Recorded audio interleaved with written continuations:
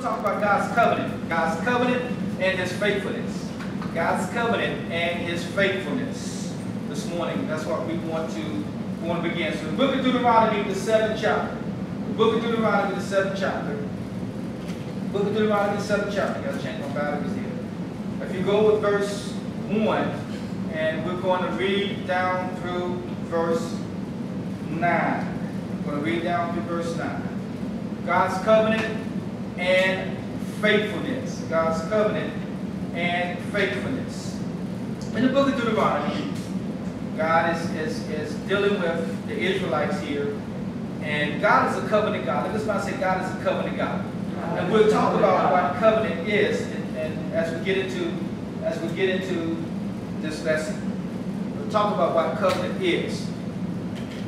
In verse 1 it says, when the Lord your God brings you into the land you are about to enter and occupy, He will clear away many nations ahead of you: the Hittites, the Girgashites, Amorites, Canaanites, Perizzites, Hivites, and Jebusites. These 7 nations are greater and more numerous than you. When the Lord your God hands these nations over to you and you conquer them, you must completely destroy them. Make no treaties with them and show them no mercy. You must not intermarry with them. Do not let your daughters and sons marry their sons and daughters, for they will lead your children away from me to worship other gods. Then the anger of the Lord will burn against you, and He will quickly destroy you. This is what you must do. You must break down their pagan altars and shatter their sacred pillars. Cut down their Asherah poles and burn their idols. For you are a holy people who belong to the Lord your God. Of all the people on earth, the Lord your God has chosen you to be His own special treasure. The Lord did not set His heart on you and choose you because you were more numerous than other nations. You were the smallest of all nations. Rather, it was simply the Lord loves you. He was keeping the oath He sworn to your ancestors. This is why the Lord rescued you with such a strong hand from your slavery and from the oppressive hand of Pharaoh, king of Egypt. Verse 9 is what I want to bring emphasis on this morning. Understand, therefore, that the Lord your God, He is indeed God. He is the faithful God who keeps His covenant for 1,000 generations and lavishes His unfailing love on those who love Him and obey His commandments. I also want to read that scripture, verse 9 again, in the King James Version. And it says, know therefore that the Lord thou God, He is God, the faithful God, which keepeth covenant and mercy with them that love Him and keep His commandments to 1,000 generations. Let's pray. Father, in the name of Jesus, we thank You for this word, Your covenant. Thank You that we are in covenant with You, that You are our covenant God. We thank You, God, that we're Your covenant children. We thank You that we have this agreement with You, this relationship with You. And we're just so thankful, God, that You interact with us. And we just praise Your name this morning. And as we study Your word, we pray that You bring revelation. Let Your Holy Spirit teach us this morning what You want us to be taught. And we just give You the praise and glory right now for the teaching of Your word. In Jesus' name, amen. Amen. Covenant. We've been talking about covenant, covenant, covenant. As we read here, God is a covenant God. And as we go through the Bible, God makes covenants with His people. He made a covenant with Abraham. He made a covenant with Moses. He made a covenant with Noah. And today we live under the new covenant. So He has a covenant with us as well. So as we look at the covenants here, first of all, what is a covenant? What is a covenant? When you think of covenant, what is a covenant? Well, the definition that I would give you, a covenant is a mutual understanding or agreement between two or more parties, each binding themselves to fulfill specific obligations. I'll read it again. A mutual understanding or agreement between two or more parties, each binding themselves to fulfill specific obligations. It is a legal contract, a binding agreement, a written contract. So when we think of covenant, to relate it to something that we can relate to today, a covenant is like an agreement. When you signed your mortgage, you came into agreement with your mortgage company They had certain obligations they will fulfill, and you had certain obligations that you will fulfill. If you continue to pay your mortgage, the obligation was you can live there, or you can live there if you fulfill your obligation to pay your mortgage. If you don't pay your mortgage, then they can foreclose on your home and they can put you out. That's an agreement when you sign that contract. Or if you had brought a car or some other type of loan, you had an agreement with that loan institution. Also, when you went to college, and a lot of college students didn't understand this, but when you sign and put your name on that line for that college loan, you entered into an agreement with the government or whoever lended you that loan, that once you finish college, and in 6 months, I think it is, after you finish college, you have to begin paying back that loan. That was the agreement. But I mean, as many like I was, you don't think about that as a college student. When you sign that paper, you think, well, I got money to go to college. That's all you think about was what their agreement was, to give you money, but you also agreed to do something. You agreed to pay them back once you got a job. That's an agreement. Well, God has an agreement with man. He has a covenant with us today. And there's many covenants in the Bible, and we'll talk about some of those covenants, but today we just want to kind of give the background. Here, God in the book of Deuteronomy was just making a covenant. He's already made a covenant with Israel, but he was confirming his covenant that he had with them. And he informed them, know ye therefore the Lord thy God is God, the faithful God, which keepeth covenant and mercy with them that love him and keep his commandments to 1,000 generations. Well, the next question would be, what is the purpose of this covenant between God and man? God had a purpose for the covenant. The purpose of the covenant is that to provide a binding sense of commitment to an interpersonal relationship. To provide a binding sense of commitment to an interpersonal relationship. In other words, that's God's way of becoming intimate with man, by making a covenant with mankind. Making that covenant brings you into a relationship. Whether you agree with it or not, you enter into a relationship with your mortgage company or with your bank that you purchased your car. You enter into a relationship with them. When I got married to my wife, it was a contract. It was a covenant. I entered into an agreement with her. People take vows lightly now. They stand before and they give their vows, to death do us part. And some of them even write their own stuff, and it sounds cute. And they're real worded now. The young generation, they kind of word it how they want it now. They don't go to the old way no more. And it sounds cute and all of that. And they're making all these commitments, but they don't understand it. That's a covenant that they're making. That's a covenant that you're making with that person. I told my wife to the life do us part. Even when she make me mad, I got to remind myself to death. Do us part. I have to remind myself that she's my wife. I'm in contract with her. We're going to make this thing work because we have a covenant between one another. She has to fulfill certain obligations, and I have to fulfill certain obligations in this covenant. She don't realize that one of my obligations was she has to cook every day, and she has violated that part of the contract. But anyway, we're still in covenant. We're still in covenant with God. And I'm sure there are some obligations that I fell short on too. But we are still in covenant. That was a secret thing I have written. You didn't see that. Anyway, that was the part of the agreement that we had. Covenant. But people take marriage lightly today. They take marriage lightly today. I was reading something one day that said most people now, when they enter marriage, it's like they already have an exit door before they even get married. And as I was reading this article, it said most people now that get married, they thinking ahead. They already thinking, I'm going to be married at least 2 or 3 times in my lifetime. So if the first one doesn't work, they're already making plans where I get a second one. People have an exit door now. Agreements and covenant doesn't mean anything to people anymore. Doesn't mean anything to people anymore. And I had to realize this when I got out of college. When I get these loans or when I buy something, that's a covenant. I got to fulfill my end of the obligation. And if I don't, it's going to reflect on my credit report. It's going to reflect on my credit report because I violated the contract. The contract was if I pay my bills on time, it's not going to reflect my credit. But if I don't pay my bills, guess what they will do? They will send it to the credit bureau. That's part of the agreement. That's what they do. That's what happens. But we're in covenant. Whether we're in a relationship with our loan companies, whether we like them or not, it's a relationship. Once you sign that paper, you're in a relationship. Covenant. But God has a covenant with his people. And God will fulfill certain obligations, and He expects us to fulfill certain obligations. It's an agreement between us and God.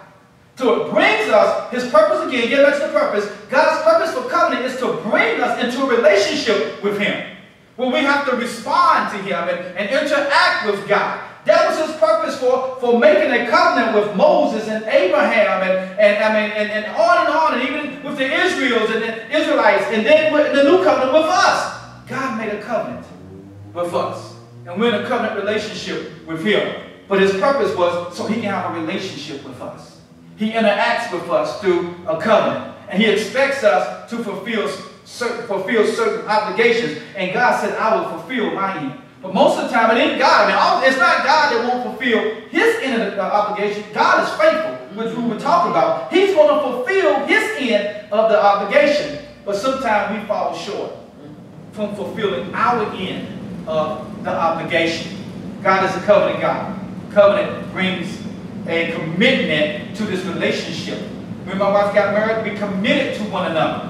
You know, before we got married, we dated. We could have exited any time at that point. When you're dating and you're not married, you can say, well, that's it. This didn't work. I'll see you later. Bye-bye. But once you get married, it brings you into that agreement, and it brings commitment to that relationship.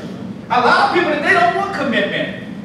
They don't want commitment. They don't want to be committed to anything anymore.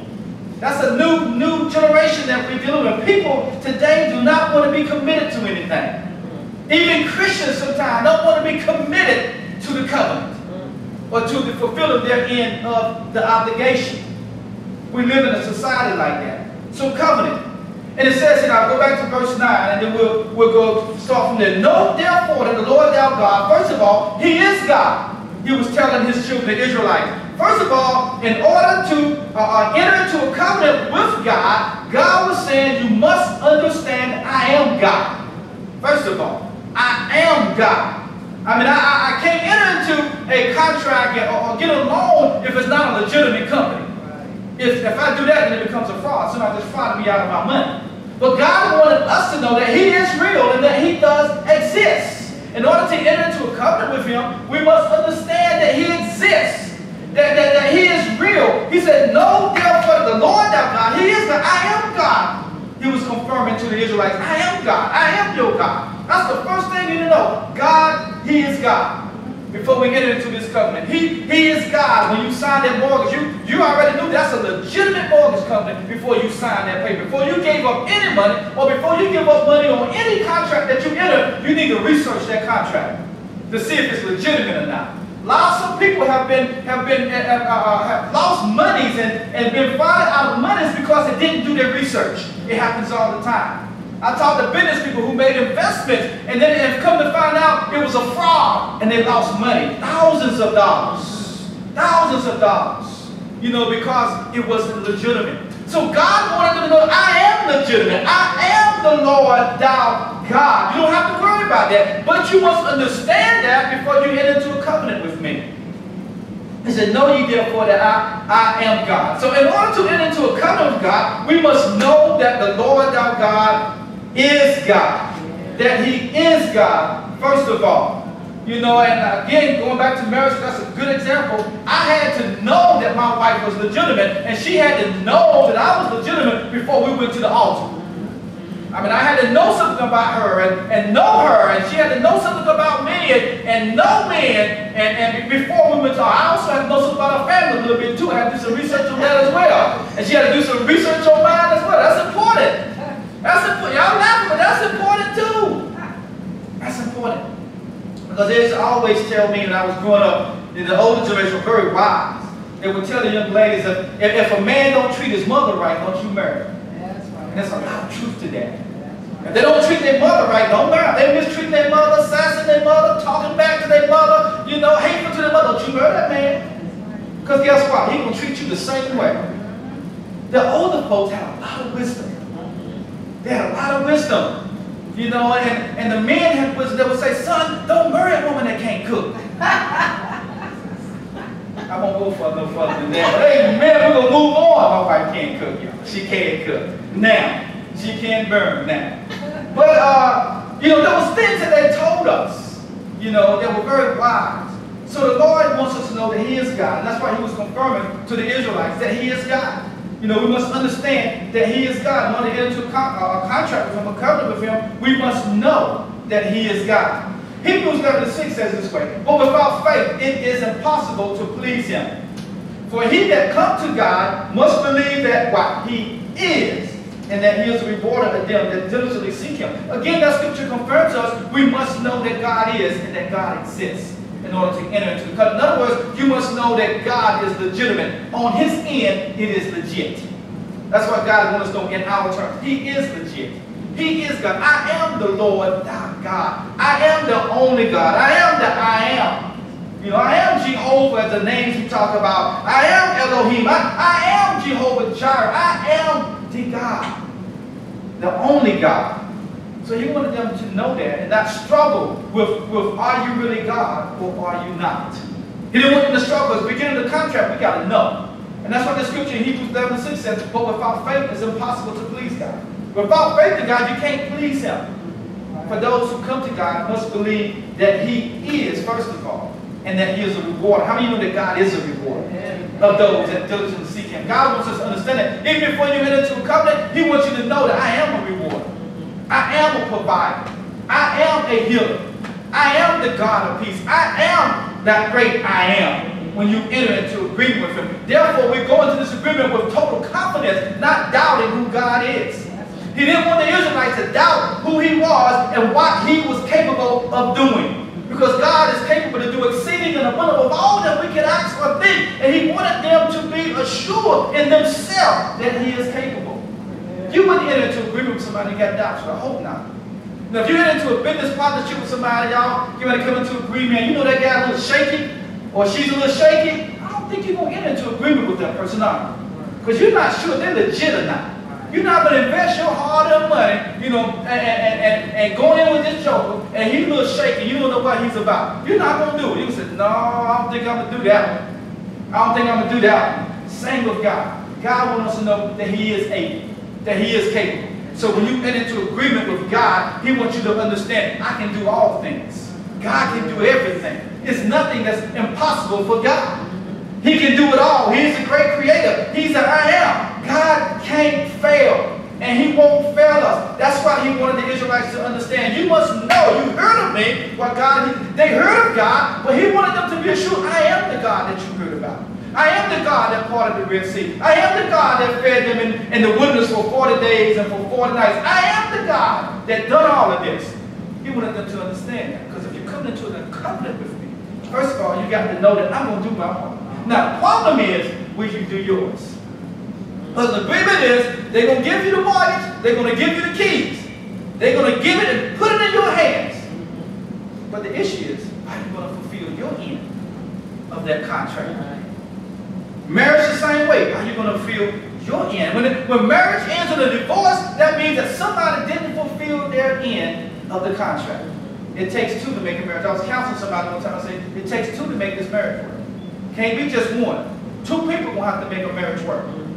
One person can't do it alone. So that means if you end up in a divorce, that means somebody didn't fulfill their end of the obligation.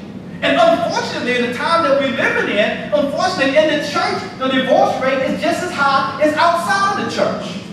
That's a bad example. That's a bad. Somebody is not fulfilling their end of the covenant. Two Christians, somebody fell short somewhere in fulfilling their end of the obligation. They didn't fulfill their end. They didn't hold up the contract. They didn't fulfill what they agreed to do. To death do us part. You know, to make a marriage last. They didn't fulfill their end. Somebody didn't do what they were supposed to do with the contract. But God never fails us. Amen. He never fails us. He said those who come to God must believe that, first of all, that He is, and He is a rewarder of those who diligently seek Him. A rewarder. God said, I am a rewarder. I will not fail you. The Bible says He'll never, first of all, He'll never leave us nor forsake us. He's always with us. Regardless of what we're going through, God is still there. We may think He's not, but He's still there. If we're going through difficult time, God is still with us. He promised. That's part of His covenant. I will never leave you nor forsake you. That was an agreement that He made with us. I will never leave you. God's word is true. Amen. I always hear people say, if God, and I quote it all the time, if God said it, it's going to happen. If it's in His Word, this Bible that we read, guess what that is? That is a contract. That is God's covenant. We call it the New Testament or the New Covenant. That's what this is, a covenant with God. It is a written contract, just like when you sign your mortgage, you got a pack of paper you got to sign or call or any loan. This is the contract. And in this contract, God tells us what we're supposed to do. And He made promises in His contract. This is what I would do if you fulfill your part of the contract. I would do this. The Bible said what? Give and it shall be what? Given unto you. God said, I would do this. He promised healing. He promised peace. He promised joy. God said, I would give you this. I will fulfill my end of the bargain. I will fulfill my contract. So we must know, first of all, and to enter contract, we must know that the Lord our God, He is God. And the next thing we got to know is God is faithful. Know ye therefore the Lord our God, He is God. The scripture says the faithful God. It didn't just stop with He is God and knowing that He is God and knowing that He exists. See, sometimes as Christians, we know God exists. We know that He's real. But sometimes we fall short in knowing that He is faithful. Not just He's the creator of the heavens and the earth and God created man and we have a relationship with Him. But God also wanted to know, I am faithful. I am your God and I am faithful. If we just hold on to God, He said, I am your God, and I am faithful. He wanted them to know that He is faithful. Hebrews 10:23 says this, let us hold fast the profession of our faith without wavering, for He is faithful that promised. In other words, God is faithful to His promise. If it's in this word, God is faithful to it, y'all. God is faithful to it. Even, I tell you this all the time, even if God will always answer a prayer, but even if He doesn't answer prayers the way I want Him to, He's still faithful. Even when He doesn't move when I want Him to, He's still faithful. I remember when my mom got sick years ago. It's been 10 years now. Years ago when she got real sick, and a woman of God, an evangelist, and y'all may have met her, woman of God, an evangelist, and she prayed that God would heal her, and she didn't receive the healing, and she died. But you know what I said? God is still faithful. You're still a healer. You're still a healer. You're still faithful to your promises. Even though my mother wasn't here, you were just ready to take her home. You're still faithful. Amen. You still God. Amen. So even if we're going through, He's still God. And that's why He wanted Israel to know, I'm still God. You may have been in bondage. You may have gone and been oppressed by the Egyptians, but I'm still God. Amen. And He left them in there for 40 years. Why? Because He wanted to get their attention, first of all, to know that He is God. But He wanted them also to fulfill their end of the bargain. Many times the Israelites got in trouble. You know why? Because they failed to fulfill their obligation of the agreement. And God said, okay, if you're not going to listen to me, I'm going to allow this to happen to you. And God does. He allowed it to happen. He allowed it to happen. But then the next part of the scripture, God reveals. It says, know ye therefore the Lord our God, He is God. Not only am I faithful God, which keepeth covenant and mercy. God is a merciful God. He's a merciful. Even though the Israelites have messed up on many occasions and they was oppressed because of they didn't fulfill their end of the contract, God will always show mercy on them. Sometimes we fall short or fulfilling out in the contract. Guess what? God will show mercy on us. Even the secular institutions understand that. Sometimes you can miss a payment. If you communicate with them, guess what they do? They show mercy on you. Work with you. College Foundation, they'll work with you. They just want you to pay. They're going to work with you. They'll show mercy. I'm behind. Okay, that's okay. We're going to help you get caught up. This is what we're going to do for you. Mercy. Because they don't have to do that. Y'all know that, right? I mean, the religious institutions, they don't have to do that. But they show mercy. Even the secular institutions have a sense of, some of mercy. They give you a chance, you know, to get caught up, or they may give you a chance to remove a payment or put it on, you know, whatever they do. They'll give you a chance to get it right. Mercy. God did the same thing with the Israelites because He was in agreement. He was in what? A contract with them. And He didn't want them, he didn't violate His end of the contract because they messed up. And that's what I'm going to say. God just doesn't violate the contract because we mess up. He has mercy on us.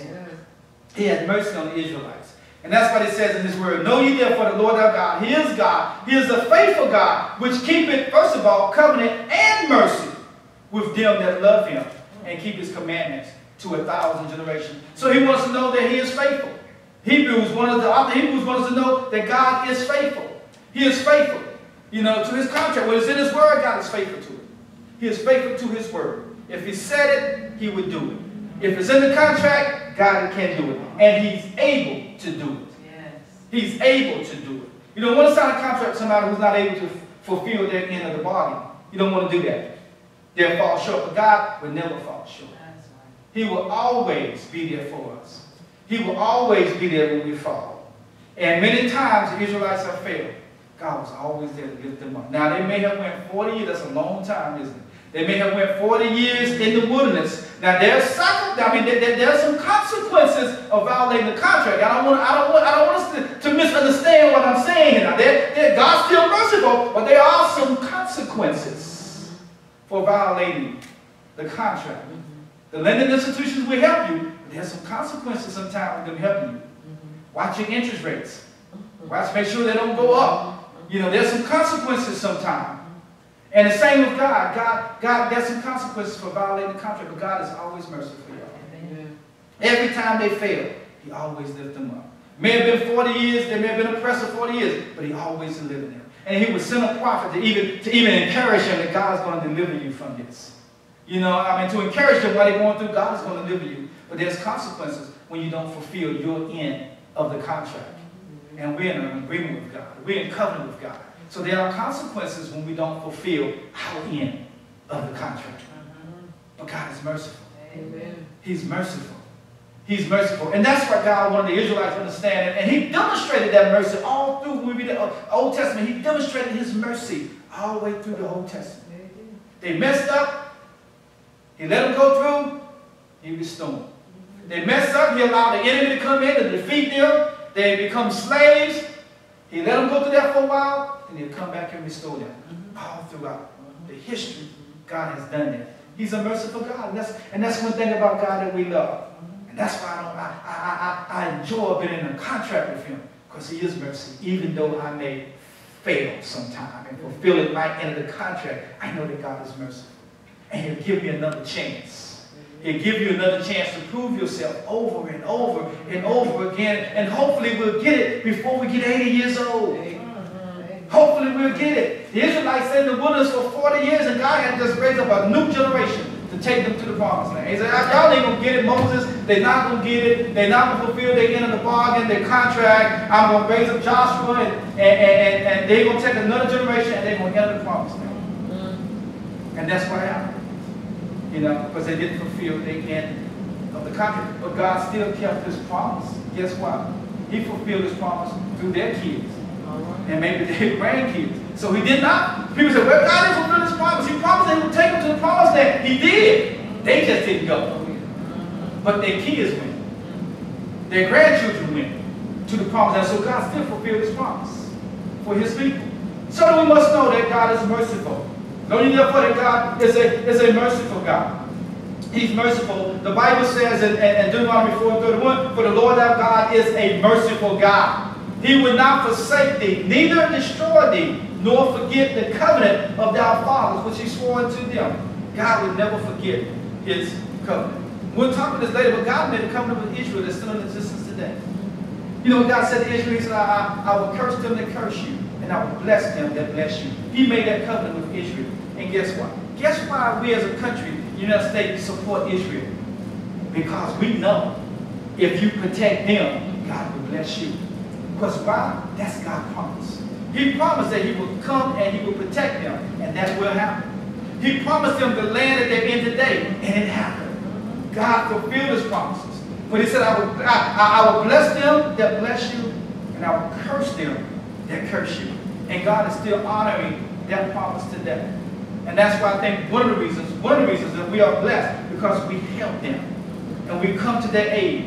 And God has promised that he made a covenant with them, that that's what would happen if someone will bless you. I will bless them. God made covenant thousands of years ago, and he's still faithful to his covenant. He's still faithful to his covenant. So God is merciful. But God also requires obedience and commitment in the covenant. That's part of the agreement. God requires that. He said in 1 Samuel 5:22, he said, obedience is better than sacrifice. Obedience. God just wanted, the reason for a covenant also is to bring obedience God gives a contract and he wants us to obey the contract. That's part of being in that personal relationship with God. To be obedient. That's the reason for the contract. When we sign that mortgage, when we sign that loan, they expect us to follow through and make our payments on what? Time. An agreement. Obey what's in the contract. God has the same expectation. We must obey what's in the contract. We got to obey it. And God also wants us to know that, first of all, he's a covenant-making God. He's a covenant-making God and a covenant-keeping God. I think we kind of elaborate on that. He's a covenant-making God. God is able to make the covenant. He originated the covenant. He's also able to keep the covenant. He has no problem keeping his end of the bargain because God is God. He is God. God is a loving God. He wants us to know that he loves us. He's a loving God. He's a merciful God. He's a loving God because the scripture tells us in 1 John 4:8 that God is love. He is love. He is love. He's a loving God. He's a merciful God. But he also requires obedience and commitments from his hand. Then it's about to say, I will obey. I will obey the contract. the contract. And also, as we come to a close here, I want to lay some foundation. But it was also God's purpose from the beginning for us, as Gentile nation, for us to be a part of the contract. We look at this, when we read the Old Testament, we think that the contract was just for the Israelites and the Jews at that time. No, this contract, God, from the very beginning, it was part of God's plan for us to be a part of that contract. Under the new covenant. We're now a part of that contract. Turn me to Ephesians 1, 4 and 7. I'll read it in my last scripture. Ephesians 1, 4 and 7. This is what the Bible says here. In Ephesians 1, 4 and 7. The word of God here, Paul said here, according as he had chosen us in him before the foundation of the world. God had already chosen us. He had already prepared for us to be a part of his contract even before the beginning of the world. He said, according to he has chosen us in him before the foundation of the world, that we should be holy and without blame before him in love, having predestinated us to be adoption of children by Jesus Christ to himself, according to the good pleasure of his will, to the praise of the glory of his grace, wherein he has made us accepted in the beloved, in whom we have redemption through his blood, the forgiveness of sin, according to the riches of his grace. And there's other scriptures we can go over to. We won't have time today. God, from the very beginning, was in his plan for us to be a part of his covenant. So we are in covenant with God. And we have certain obligations we'll talk about later. We have certain obligations that we must fulfill. And God has certain obligations that he has promised to fulfill. And he let us know that he is able to do it. Whatever he says in the contract, God said, I can do it. And I can do even beyond that if you just trust me. And if you keep up your end of the bond. But if you mess up, I have mercy. But there are consequences for messing up. God, I really, while we stand, let's go to stand. God made a covenant with Abraham. He told him to leave his country. He told him to leave his land. He told him to leave his family and to go into a land that he would show him. Abraham killed 2 out of the 3. He didn't leave his country. He didn't go to the land that God told him to go, to just go, but he didn't leave his family. Guess what? He brought his father and he brought Lot with him. And because of that, the Bible says that the promises that God had for him were delayed by 2 years because his father got sick and he had to take care of his father. But he obeyed 2 out of the 3. Sometimes we might obey 2 out of the 3, but it would delay the promises that God has for us as it did with Abraham. So God said we must be obedient to the contract. He had mercy and he still fulfilled his promises through Abraham, even though Abraham didn't fulfill but 2 of the 3 of the commands that God gave him. Amen. Let's stand. Let's give God praise. Amen. For the covenant and the promise I shall keep my end of the covenant. Amen. Let's close out the prayer. Father, in the name of Jesus, we just thank you right now, and we give you the praise, the glory, and the honor. Thank you for your word as we study your covenant, that it would just, God, give us a greater relationship with you, a greater understanding of our relationship with you. Thank you for the covenant. Thank you for the new covenant, God. Thank you that we are no longer under the law, but we're under grace. Yes. God, thank you that you showed your mercy upon us. Even when we were in our wrong, God, you died for us, the Bible tells us. So we thank you for the new covenant. We thank you for being under grace. We thank you right now, God, that you have mercy, that you give us a contract that we can. You enable us to fulfill the contract. Not only did you give us obligations, Not only do we have to fulfill our end, but you enable us the strength and the power and the anointing and the Holy Spirit to help us to carry out our end of the bargain. God, that is a great God who gives us the orders, who gives us the command, but yet give us the resources that we need to fulfill those commands. So we thank you now. We give you all the praise and glory, Father. In Jesus' name we pray. Amen.